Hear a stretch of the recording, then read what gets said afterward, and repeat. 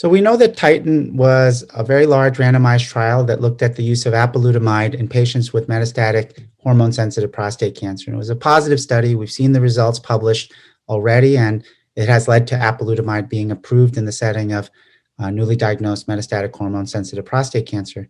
So at GU ASCO this year, we heard a final final analysis of the Titan study. And what was interesting about this is that several points were important to note. One is that there was a significant amount of crossover in this study.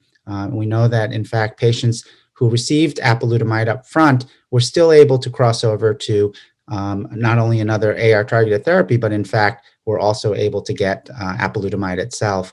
And despite that crossover, there was still a 38% reduction in the risk of death, which increased to 48% if you adjust for the patients who actually crossed over.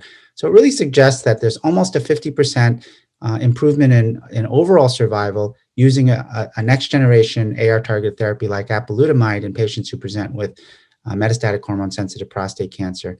So I think we all recognize in this setting of metastatic HSPC that there are 4 treatments now commercially available and should be used in any patient who really presents with metastatic HSPC. There's docetaxel chemotherapy, which is primarily targeted towards patients with high volume metastatic disease.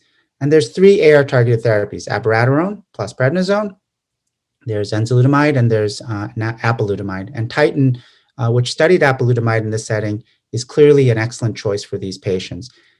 It's really, I think, a mistake not to offer a drug like apalutamide or one of the other choices in these patients, given the magnitude of this benefit, which this final analysis confirms and also validates as a valuable treatment for patients with mHSPC.